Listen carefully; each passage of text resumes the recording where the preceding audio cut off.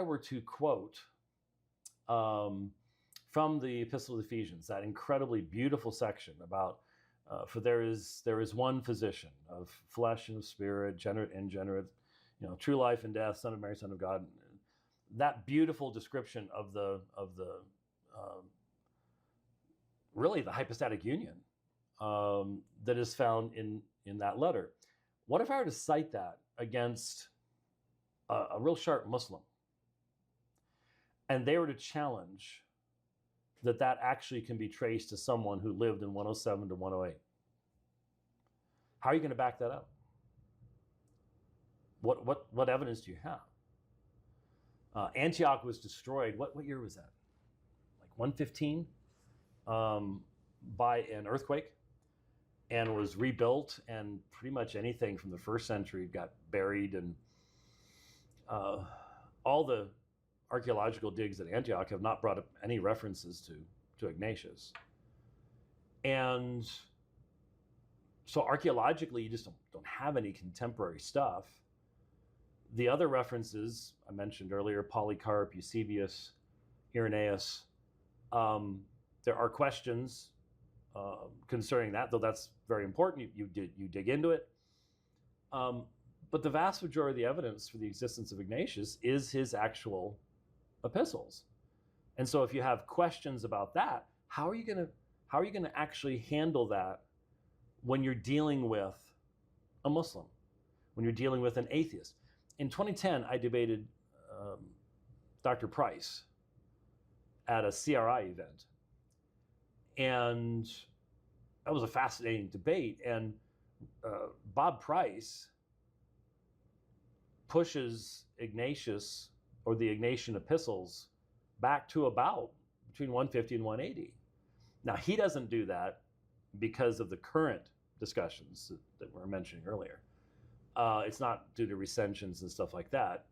He puts Paul at about 120 to 130. So he is a Jesus mythicist. He doesn't believe Jesus existed, and so all this material has to be made quite late. So again, this is stuff I've been dealing with for a very, very long time, and I just go, I'm looking at the people who are getting all huffy puffy. They're not dealing with a Bob Price or something like that. They're not taking this. They're not doing this with Muslims and all that kind of stuff. And so maybe they've never thought through, you can't just assume things. You have to be able to provide evidence of things. And if there are serious problems with the literary remains, and that is the primary source we have to be able to identify when, where he lived, what he did, et cetera, then you sort of need to be honest about it. And you need to say, here's what the issues are. That's incumbent upon Christian apologists to do that. And so that's what I was trying to do. And it was a very, very minor part of the cross-examination. It has been blown completely out of proportion. And the only reason I can see is to try to do damage to me, because I can guarantee you one thing. We can put this video up. We can try to promote it. We can try to make sure it's got all the proper tags to be searched. 5-10 years from now, I'll have somebody online in a Q&A, something, say to me, oh, yeah, but you don't think Ignatius existed. Because people want to believe what they want to believe. And whether it's true, whether it's honest, whether it actually represents what I've said in a career of writing and teaching, doesn't matter. Lies have very long lives. And I'm already seeing these lies being perpetuated, and you'll see them over and over again. Now, on the good side, that gives us an opportunity to talk about this kind of stuff and to introduce this kind of information to people and go, hey, these are the things that have been assumed. But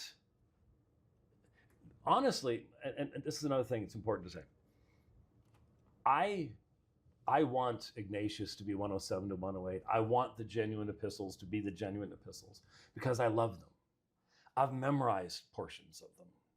I've taught them. I've read them in Greek. They're great stuff. They're not what Roman Catholics think they are. I can read Ignatius and go, oh yeah, see, there's the already monarchical episcopate over in the East, but you've still got the plurality. But it's wonderful. I want Ignatius to be 107, 108 for the martyrdom, and I want these to be genuine. But here's the problem. What I want is irrelevant. And I have to be very careful that if I want it to be that way, that I don't do with the data something to make it that way because I want it to be that way. And I don't think a lot of these folks have really thought that through. I really do want that. I can see some ways of defending the old consensus, but there are questions that weren't being addressed by the old consensus. And so maybe what will happen is some very sharp young minds will tackle things like this, and what we'll end up with is a firmer testimony to Ignatius's words. That would be great. I'd like to see that happen. I really would. That may happen after I'm gone. I don't know. But in the meantime, I've got to be honest.